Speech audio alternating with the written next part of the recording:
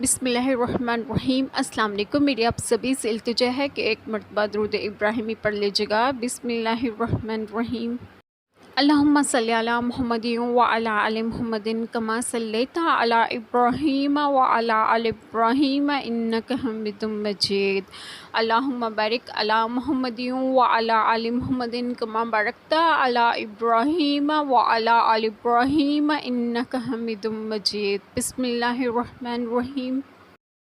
اے ایمان والو، تم پر فرض ہے کہ جو ناحق مارے جائیں ان کے خون کا بدلہ لو، آزاد کے بدلے آزاد اور غلام کے بدلے غلام اور عورت کے بدلے عورت۔ تو جس کے لیے اس کے بھائی کی طرف سے کچھ معافی ہوئی تو بھلائی سے تقاضا ہو اور اچھی طرح ادا کرو، یہ تمہارے رب کی طرف سے تمہارا بوجھ ہلکا کرنا ہے اور تم پر رحمت۔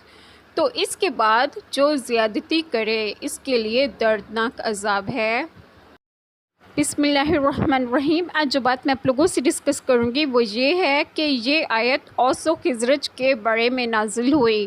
قرآن پاک میں خون کے بدلہ لینے کا مسئلہ کئی آیتوں میں بیان ہوا ہے۔ اس میں اللہ تعالیٰ کے اس احسان کا بیان ہے کہ اس نے اپنے بندوں کو قصاص و عفو میں مختار کیا، چاہیں قصاص لیں یا معاف کر دیں۔ اس آیت میں بتایا گیا ہے جو قتل کرے گا وہی قتل کیا جائے گا۔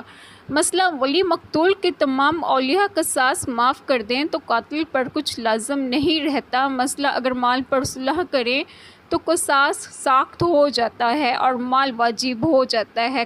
قتل ایک بہت بڑا گناہ ہے مگر اس سے اخوت ایمانی قطع نہیں ہوتی، اس میں خوارج کا ابدال رہتا ہے جو مرتکب کبیرہ کو کافر کہتے ہیں، یعنی بدستور جاہلیت غیر قاتل کو قتل کرے یا دیت قبول کرنے اور معاف کرنے کے بعد قتل کرے۔ اللہ تعالی ہم سب کے تمام گناہوں کو معاف فرمائے اور ہمیں صراط مستقیم کی راہ پر گامزن کریں، اور آپ سب کو آپ کے گھروں میں خوش و خرم رکھیں اور صحت و تندرستگی بھی دیں۔ آمین۔ جزاک اللہ خیر۔